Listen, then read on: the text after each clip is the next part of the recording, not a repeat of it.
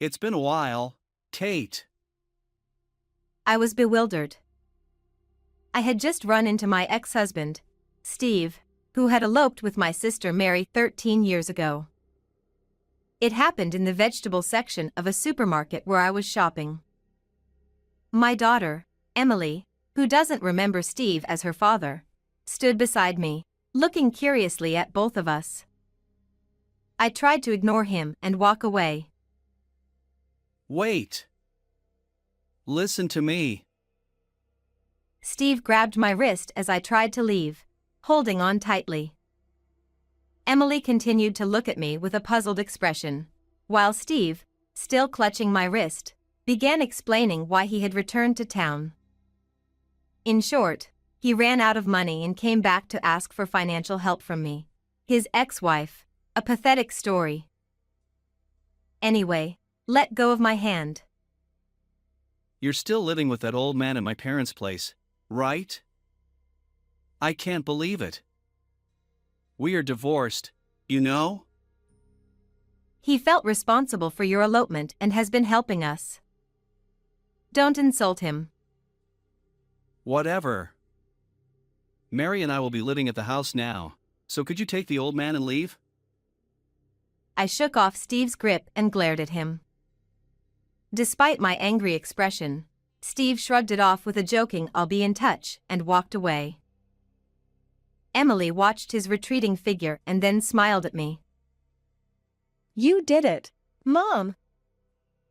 My name is Kate. My marriage to Steve was like an elopement.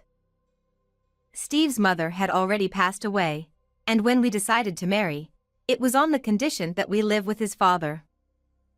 Shortly after we started our new life, we were blessed with a child. We named her Emily, and our lives were filled with happiness as we showered her with love. Running away together was never something to be proud of, but I was happy. When Emily turned 3 and things had settled down a bit, we decided to go on a trip, leaving Emily with her grandfather, whom she was very attached to. It was a rare trip by car, but it wasn't just Steve and me. My sister Mary came along as well. I'm so happy to go on a trip. Steve's driving is so comfortable and reassuring. Mary, sitting in the back seat with the window open, smiled happily. Steve, at the wheel, smiled back. Mary, naturally affectionate, called Steve by his first name and became very attached to him. Being my precious sister, I had splurged on the travel expenses, which Steve covered entirely. We walked around the tourist spots, and both Mary and I enjoyed laughing with Steve. In a small alley off the bustling shopping street, Steve went to the bathroom while Mary and I sat on a bench to catch our breath. Thank you, Kate. You invited me on what was supposed to be a trip for just you two. It's fine. Steve seems to like you too. I see. That's good then. Mary tied her long hair back, and a sweet scent wafted toward me. Sensing my silent gaze, Mary smiled gently. Do you like it? It's my favorite, the scent you gave me. She took out a bottle of perfume from her bag. It was an aroma mist I had given her for her birthday, a simple gift because I couldn't afford much. I just diluted the essential oil, which I thought would suit Mary, with distilled water and put it in a store-bought spray bottle. But Mary had been delighted, calling it a special item just for me. I'm glad you like it. You've always had good taste, Kate. You've always chosen good things, from way back. I looked down, feeling a bit embarrassed. I had never realized Mary thought of me that way. Dad and Mom say you turned into a bad girl. But to me, you've always been someone to look up to. Her words felt strangely out of place, making me a bit worried. Maybe I sensed she was about to leave or something. If you ever need help, tell me. Steve and I will always be on your side." When Steve returned, Mary immediately stood up, pulling Steve's arm playfully and urging him to hurry. It had been a long time since I had walked outside feeling so calm since Emily was born. After a tiring day of walking, we had a delicious dinner and fell asleep as soon as we returned to the hotel. It must have been around 2 a.m. I woke up to the sound of the hotel room door opening. "What's going on?" I asked Steve, who was standing by the door, from my bed. He seemed startled to see me awake. Suspicious, I got up and approached him. "Where did you go at this hour? You didn't go drinking, did you?" No, I didn't. We have plans tomorrow. Let's just go to sleep." As Steve tried to slip past me toward the bedroom, a familiar scent reached my nose. In the confined space of the hotel room, the aroma spread. It was unmistakably the scent of the aroma Mary had been wearing. It wasn't just a faint scent from being around her during the day. It was so strong it seemed like Mary had intentionally put on perfume to make her presence known to me. "Do I smell Mary's perfume? Did you go to her room?" Time seemed to stop between Steve and me as we both froze. Mary was sleeping in the room next door. If there was a reason he went to her room, it was suspicious, but I didn't want to pursue it further. Steve stared at me, not saying a word. Eventually, he scratched his head with a sheepish smile, saying no. Well, I had no intention of asking more questions or pursuing the matter further. But Steve, without any hint of remorse, almost gleefully, like a child caught in a prank, began talking about his affair. After confessing everything, Steve smiled as if relieved. "See, I was honest, so forgive me." Sorry.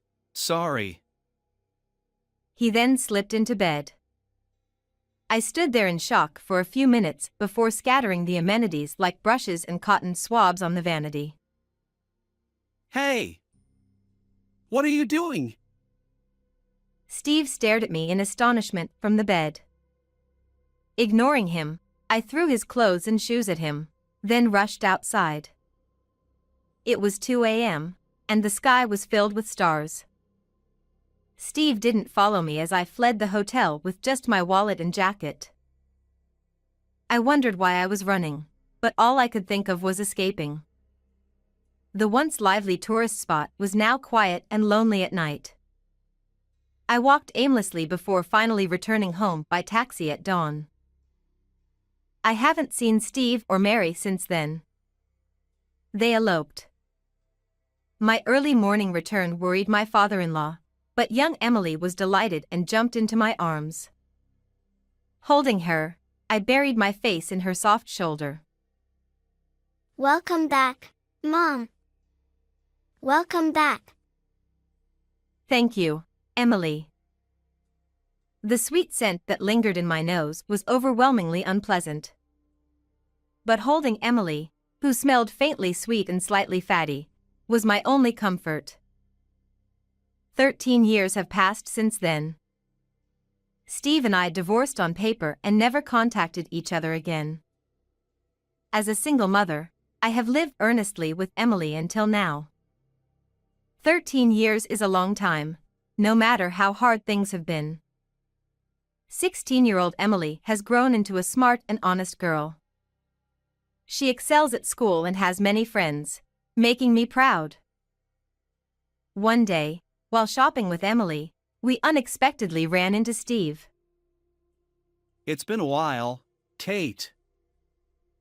In the vegetable section of the local supermarket, Emily, who didn't remember Steve as her father, looked curiously at both of us.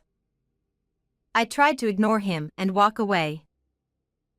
"Hey, Kate." I grabbed Emily's hand and tried to leave the store. Sensing something, Emily obediently quickened her pace and followed me. "Wait. Listen to me. I was bewildered. I had sealed away the events of 13 years ago, and even in my life with Emily, I had hesitated to mention Steve's existence, let alone his name. Emily continued to look at me curiously. Steve, still holding my wrist, began explaining why he had returned to town. As always, Steve had been terrible with money, moving from job to job, and when he ran out of savings, he returned to his hometown. He spoke with an amused smile, as if it was someone else's problem. Just let go of my hand. You're still living with that old man at my parents' place, right? I can't believe it. We're divorced, you know? Your father felt responsible for your elopement and has been helping us. Don't insult him. Whatever. Mary and I will be living at the house now, so could you take the old man and leave? I shook off Steve's grip and glared at him.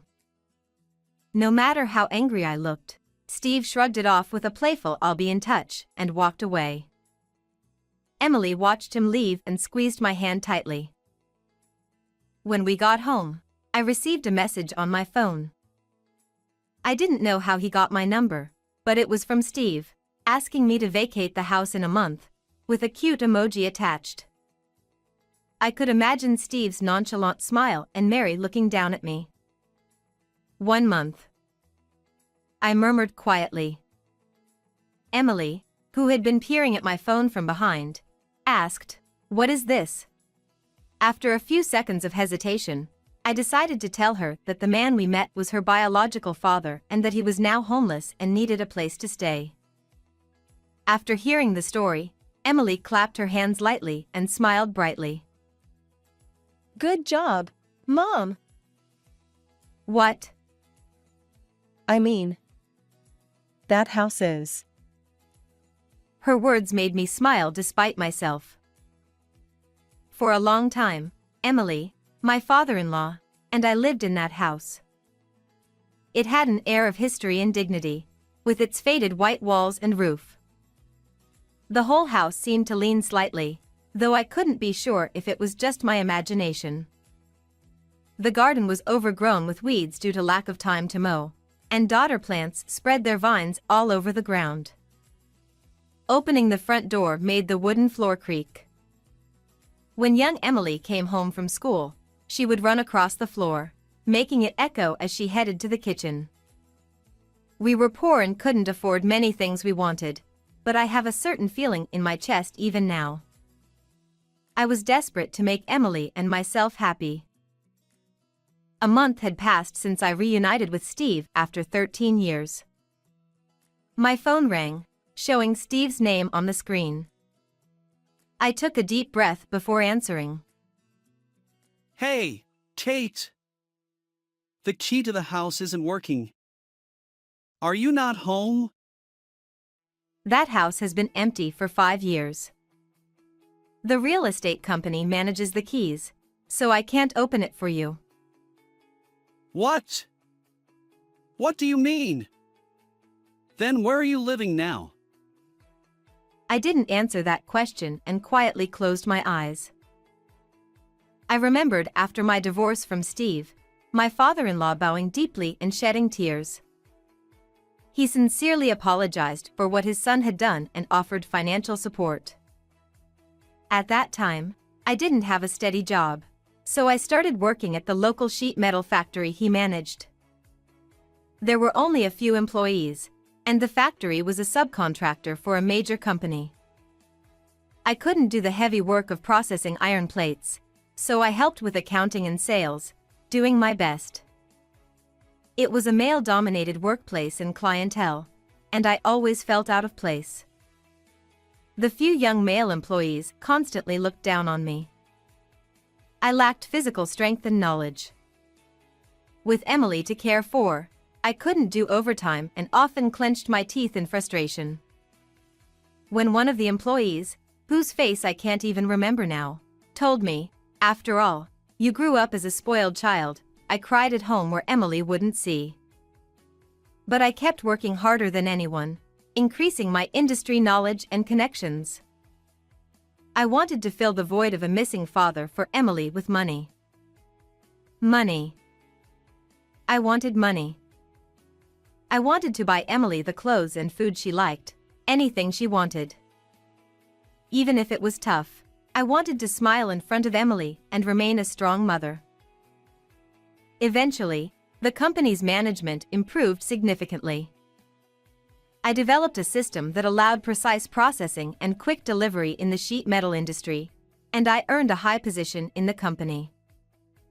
Now, I live a stable life financially and have been living in a luxury condominium with a concierge for 5 years.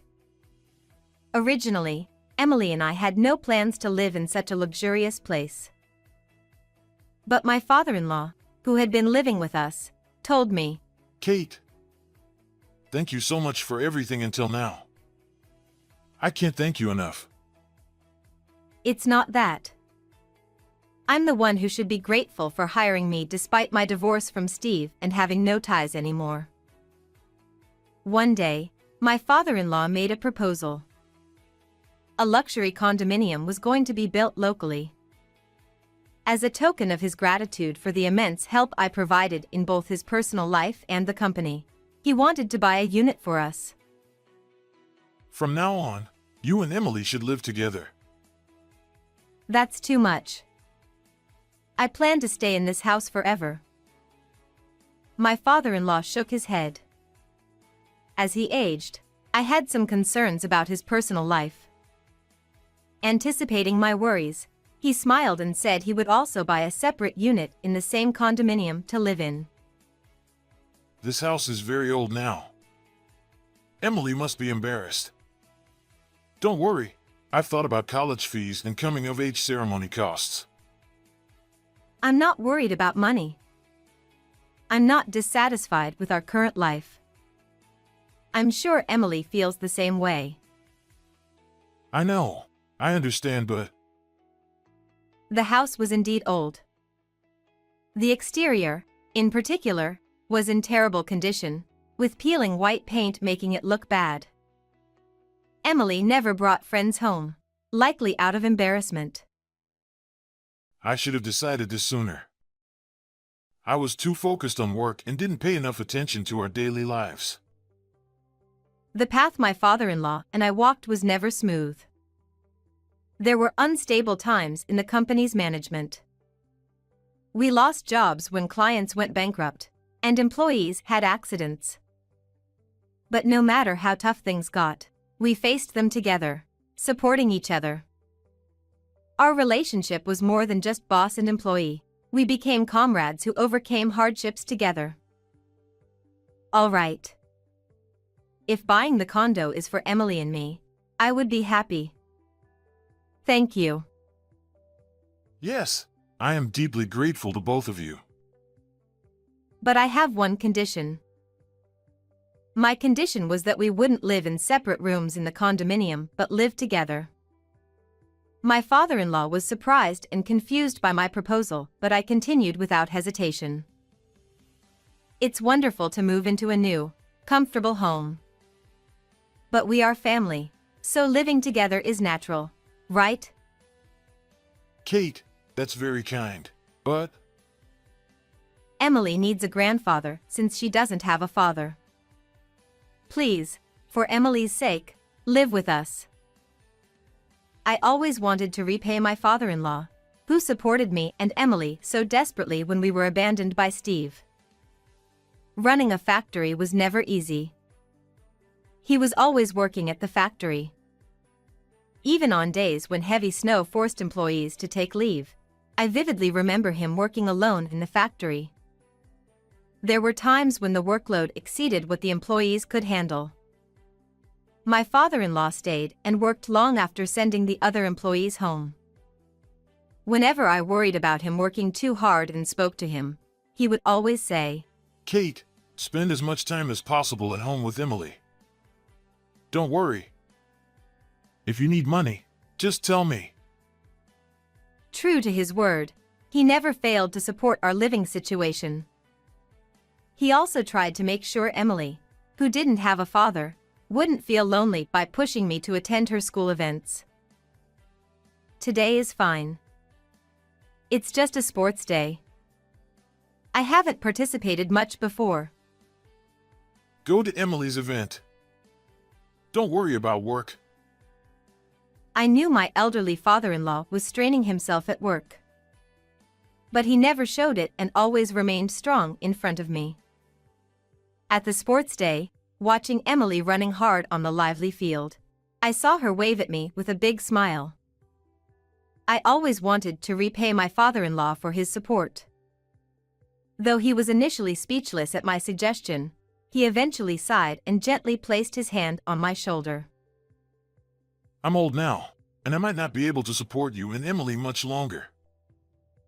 You've supported us more than enough. Now it's my turn to support. I might become a burden to you and Emily one day. I stared into his eyes. There were unspoken feelings. He was an essential and precious family member to both Emily and me. Please live with us for Emily's sake. If you bring up Emily, I can't refuse. But it's true. She needs her grandfather. Kate, you are an excellent saleswoman. Thank you. Really, thank you. And so, Emily, my father-in-law, and I started our new life in the luxury condominium. 5 years have passed since then. The old house where we spent so much time is now empty. Sometimes, when my father-in-law passed by it, he would lament how sad it was that no new residents moved in. Even though it had been entrusted to a real estate company, it pained him to see the house becoming a ruin. Emily knew his feelings, so when she heard that Steve planned to live there, she was happy for him. But Steve didn't understand the situation. The house had been empty for 5 years and was already a ruin, with significant damage to the walls and roof. The real estate company had informed us that it would be demolished soon. Hey! Are you listening?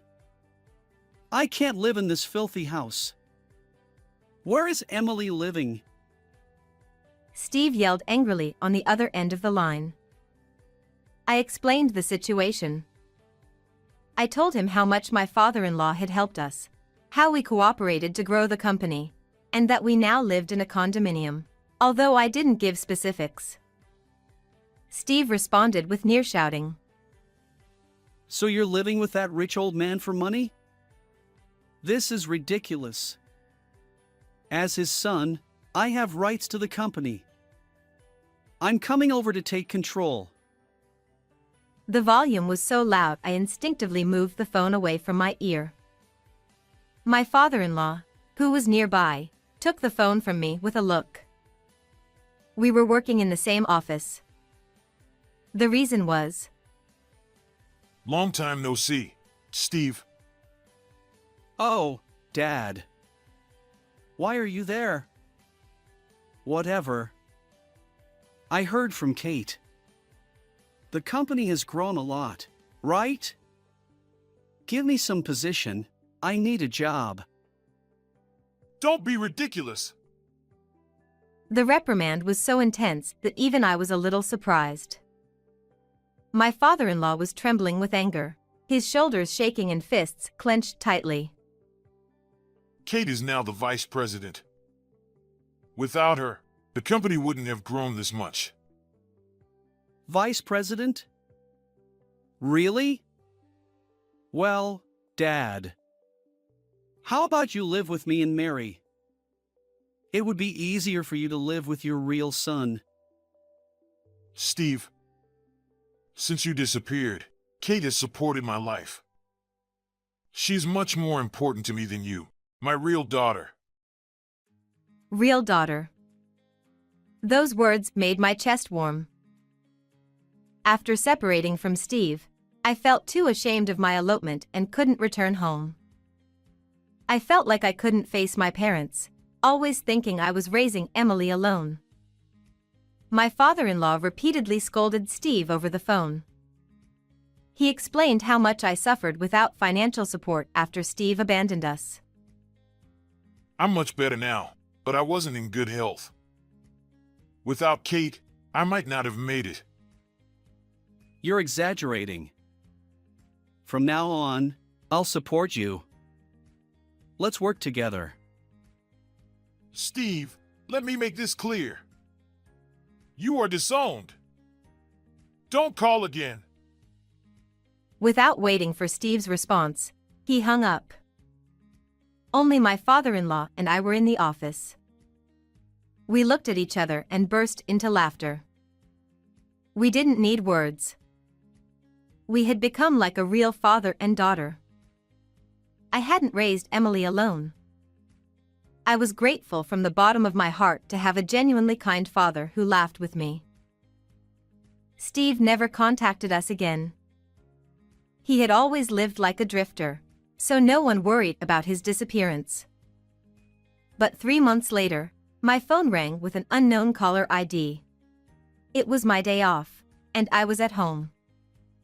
Emily, unusually, offered to make lunch, so I was sitting on the sofa, watching her cheerfully cook. Hello? Do you know who this is? A familiar voice came from the phone. How could I forget my sister's voice? When I asked, "How are you?" Mary replied briefly, "Good." Even without seeing her, I could tell she was down. Mary confessed that after eloping with Steve, she had an affair with a married man. Recently, his wife found out and sued her, resulting in a large settlement she had to pay. I'm sorry, Kate. I know I'm in no position to ask, but can you help me? Please. I understand your feelings, but I can't help you. Why not? What about our bond? You said you'd help me no matter what. Yes, no matter what. You are my precious family. But now, I have an even more important family in front of me. Emily brought the beautifully plated pasta to the table from the kitchen. My father-in-law cheerfully prepared drinks and forks. Seeing me on the phone, Emily and my father-in-law quietly clasped their hands and started eating the pasta. The faint scent of garlic spread in the room, and I felt my stomach growl slightly. I see. There's no convenient help now. That's right. I love you, Kate. So I wanted to be like you. I don't think I'll ever fully understand the meaning behind Mary's words. After eloping with Steve, did Mary live a life like mine? What kind of life is that? It would be a lie to say I didn't resent Mary for taking Steve away. But she's still my sister. As my sister, I want her to be happy. A few years later, I heard from my parents that Steve and Mary had divorced. My father-in-law retired. Thanks to his strong recommendation, I was appointed president from my position as vice president. Being a female president in a male-dominated industry is challenging. But those who help me are the young men who once worked with me at the small factory. Now, I lead a busy yet fulfilling life. Will my parents, who opposed my elopement and subsequent divorce, acknowledge me now that I live for work? Will they mourn the life I've led through many choices? My life, with all its decisions, is not a mistake. Someday, I want to visit my parents with Emily. Will you praise me then, Dad, Mom? How was today's story? Please subscribe to the channel. See you in the next video.